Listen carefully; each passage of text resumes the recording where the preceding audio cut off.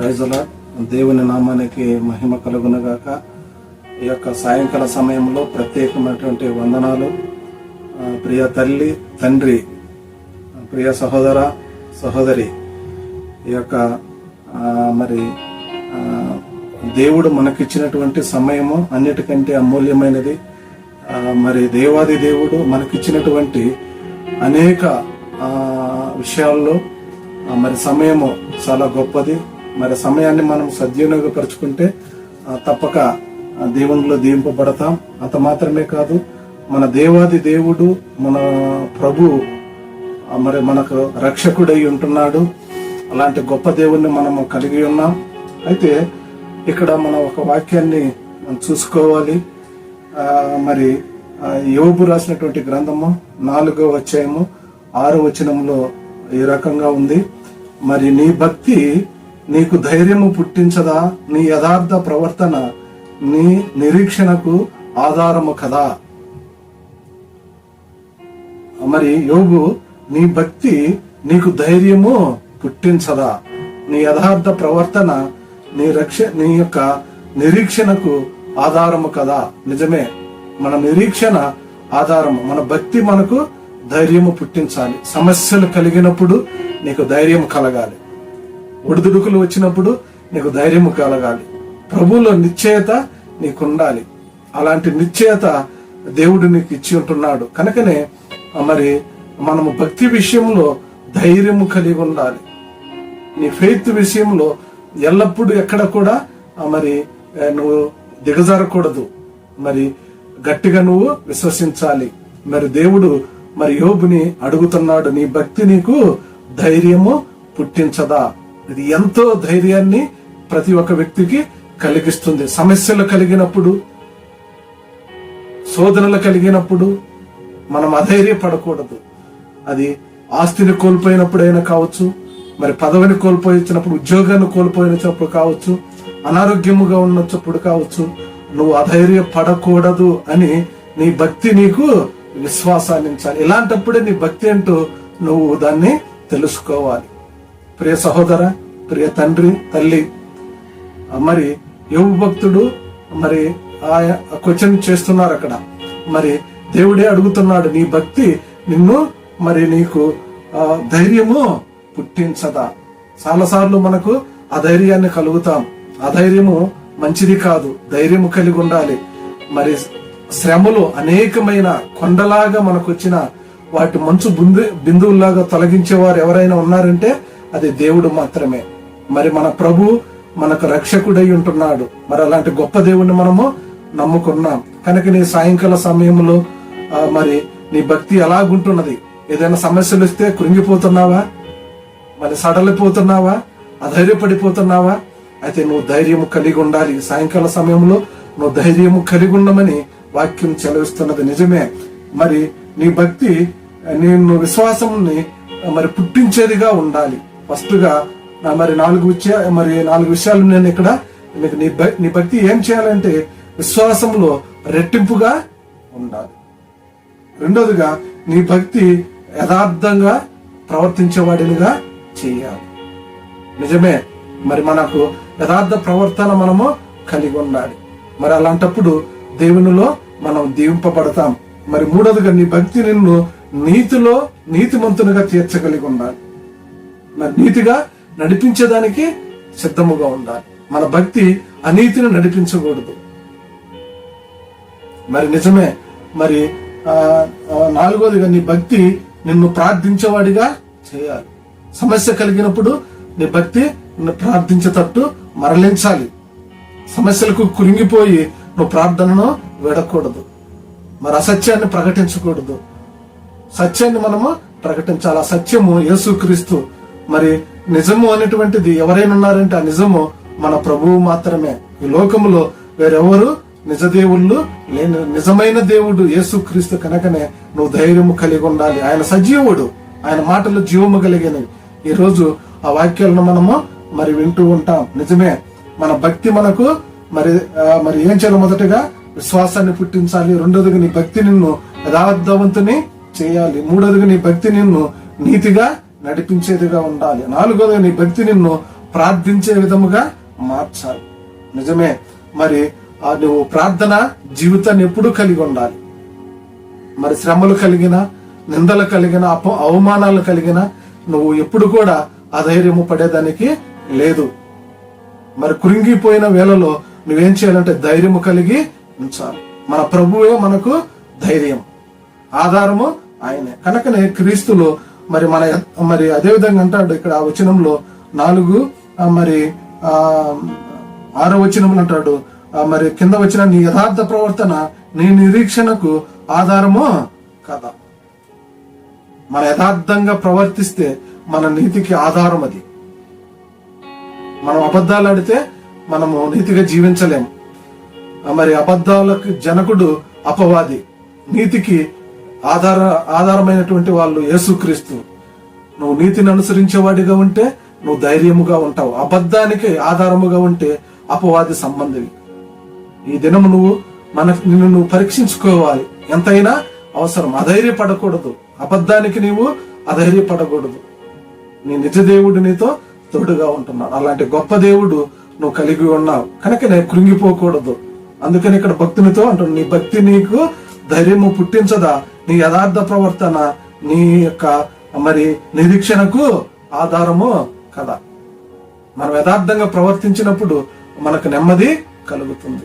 మరి యథార్థంగా మనం ప్రవర్తించినప్పుడు అనేకమైనటువంటి భయాలు, ఆందోళనలు మనలో కలుగుతూ ఉంటాయి. మరి నిజమే, మన యొక్క దైనందిన జీవితంలో మరి యథార్థ ప్రవర్తన మనము కలిగి ఉండాలి. యథార్థత భక్తిని మనము కలిగి ఉండాలి. మనం నీతిని కలిగి జీవించాలి. ఆ నీతిమంతుడు యేసుక్రీస్తే. మనుషులు ఎవరు నీతిమంతులు కానే కాదు. అది యేసుక్రీస్తుని నమ్ముకున్న వాళ్ళు నీతిమంతులుగా తీర్చబడతారు. ఆయన వాక్యము ద్వారా తీర్చబడతారు. ఆయన రక్షకుడిగా అంగీకరించబడిన ద్వారా తీర్చబడతారు. మనుషులు ఎవరు కూడా నీతిమంతులు కానే కారు. అది ఎవరి ద్వారా నీతిమంతులు అంటే ఆయన రక్తము చేత కడగబడాలి. ఆయన రక్షణ అనుభవంలోకి నువ్వు నడవాలి. అప్పుడే నువ్వు నీతిమంతుడుగా తీర్చబడతావు. నిజమే, మరి నీ భక్తి మరి నీకు ఏం చేయాలంట? ధైర్యాన్ని గుర్తించాలా. యెషయా రాసినటువంటి గ్రంథము మరి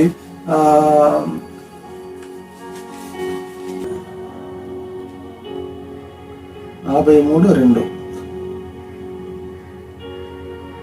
నీవు జలములలో బడి దాటునప్పుడు నేను నీకు తోడయ్యుందును, నదులలో బడి వెళ్ళినప్పుడు అవి నీ మీద పొర్లిపారవు, నీవు అగ్ని మధ్యను నడుచునప్పుడు కాలిపోవు, జ్వాలలు నిన్ను కాల్చ జాలవు. నిజమే, జలములలో పడిపోయినప్పుడు జలాలు అవి నిన్ను ముంచివేయవు. ఎంత గొప్ప మాట. ఒకవేళ ఈ లోకమైన జలాలు నిన్ను ఒకవేళ ముంచివేసినట్లయితే, ఈ లోకపు జనులు నిన్ను ముంచివేసినట్లయితే నువ్వు భయపడాల్సిన అవసరము లేదు. దేవుడు జలాలకు అధికారి, జలముల మీద నడిచినవాడు, జలములను సృష్టించినవాడు. అవి నిన్నేమీ చేయు. ఆరిన నేలను చేర్చిన దేవుడు అన్నమాట. అందుకని జలములలో పడిపోయినప్పుడు అవి నీ మీద పారి పొరలవు. అయితే అగ్ని మధ్య నువ్వు నడుస్తున్నప్పుడు అగ్ని నిన్ను కాల్చజాలదు. మరి అలాంటి గొప్ప దేవుని మాటలు కలిగి ఉన్న నీవు మరి విశ్వాసంలో అనేకులకి మరి ధైర్యాన్ని చెప్పేటటువంటి నీవు అధైర్యముగా ఎప్పుడూ ఉండకూడదు. ధైర్యము కలిగి ఉండాలి. ఆస్తిని అంతా కోల్పోయినప్పటికీ, కుటుంబాన్ని కోల్పోయినప్పటికీ యోబు భక్తుడి మాటలు చెబుతున్నా, నీ భక్తి నీకు విశ్వాసము పుట్టించదా. నిజమే, మరి ఆ జలములలో పడినప్పుడు ఆ జలాలు నిన్ను ముంచివేయవు. అగ్ని మధ్యలో వెళ్ళినప్పుడు అవి ఆ జ్వాలలో నిన్ను కాల్చ జాలవు. నిజమే, మనము అనేక అగ్ని జ్వాలలు మరి లోకంలో ఉంటుంటాయి. వాటి మధ్యలో మనం వెళుతున్నప్పుడు అయ్యో భయపడిపోతాం. అయితే నీవు కాల్చజాలవు. నువ్వు పరిశుద్ధుడు, దేవుడు పరిశుద్ధుడు గనక నువ్వు పరిశుద్ధుడవు. కనుకనే నువ్వు దేవుని విషయాల్లో మరి ధైర్యము కలిగి ఉండాలి. భక్తి విషయంలో ధైర్యము కలిగి ఉండాలి. ఎప్పుడు నువ్వు ప్రార్థనను మరి వదలకూడదు. నీ ప్రయాసాన్ని మరి ఎప్పుడు దేవుని కొరకుగా ప్రయాసపడాలి. మనుషుల కొరకు ఏది నీవు చేయకూడదు. దేవుని కొరకు నువ్వు ప్రయాసపడేవారుగా ఉండాలి. దేవుడే నీకు తోడై ఉంటాడు. కనుకనే మరి దేవుడు మరి అయా నీ భక్తి నీకు ధైర్యము పుట్టించదా. నిజమే, మరి అదే విధముగా మరి మనము చాలాసార్లు దేవుని విషయాల్లో అధైర్యముగా ఉంటాం. సమస్యలు వచ్చినప్పుడు అధైర్యపడతాం. నువ్వు అధైర్యపడాల్సిన అవసరం లేదు. ప్రియ తండ్రి, తల్లి, సహోదర, సహోదరి, మరి దేవుని నువ్వు ప్రార్థించాలి. దేవుని కొరకు నువ్వు నిలబడాలి. ధైర్యం కలిగి నువ్వు జీవించినప్పుడు దేవుడు గొప్ప కార్యాలు నీ పట్ల చేస్తాడు. మరి అధైర్యాన్ని పుట్టించేది అపవాది, ధైర్యాన్ని పుట్టించేది దేవుడు. సమస్యలు వచ్చినప్పుడు కృంగిపోకూడదు. సమస్యల్లో కూడా దేవుణ్ణి స్తుతించడము నువ్వు నేర్చుకోవాలి. అదే గొప్ప మరి దీవెన నీకు. మరి నిన్న నేడు మరి ఏకరీతిగా ఉన్నటువంటి దేవుణ్ణి మనం ఆరాధిస్తున్నాం. ఆయన సజీవుడు, ఆయనకు అసాధ్యమైనది ఏది లేదు. మరి అలాంటి గొప్ప దేవుణ్ణి కలిగిన మరి నీవు నేను కూడా మరి మన కుటుంబాలను, మన సంఘాలను, మన ప్రాంతంలో ఉన్నటువంటి మన దేశాన్ని, మనకు అనేక ప్రజలను మనం నడిపించేటప్పుడు దేవుని బలాన్ని మనం కలిగి ఉండాలి. మన స్వశక్తితో ఏది చేయకూడదు. దేవుని శక్తితో దాన్ని నువ్వు ముందుకు తీసుకువెళ్ళాల్సిన అవసరం చాలా ఉంది. అనేకమైనటువంటి విషయాల్లో మనం ఏం చేస్తామంటే అన్ని నాకు తెలుసు అనుకుంటావు, అన్ని రంగాలు నాకు తెలుసు అంటావు. ఏ రంగము నీకు తెలియదు. యాక్చువల్ గా నేను ఎలక్ట్రానిక్స్ రంగంలో పనిచేస్తున్నాను. ఆ రంగంలో నాకు మరి హార్డ్వేర్, కంప్యూటర్, మరి చిప్ లెవెల్ ఇంజనీర్ గా, బీజీ ఇంజనీర్ గా 20 years నుంచి నేను జాబ్ చేస్తున్నాను. మరి అనేకమైనటువంటి మరి వర్క్ ని మేము చేస్తూ ఉంటాం. ఒక రోజుకి 100 boards మేము చేస్తూ ఉంటాం.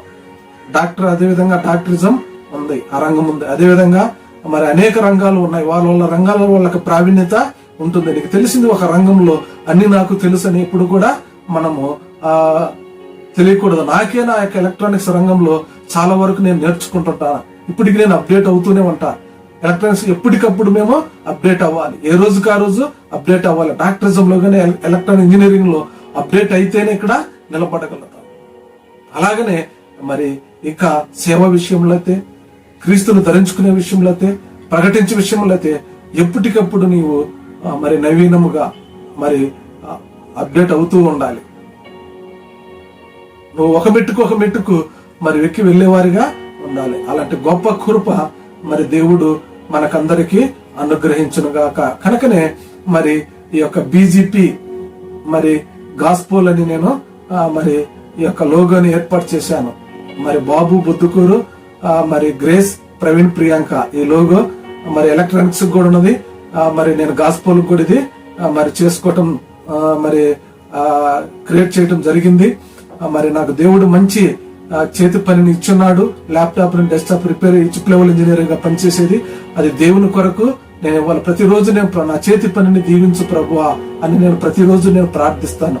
కనుకనే ఆయన పరిచర్యను చేసే విషయంలో మరి నేను చేసే పని విషయంలో దేవుడు నాకు శక్తి వంచ లేకుండా చేసే గొప్ప కృపను ఇచ్చున్నాడు.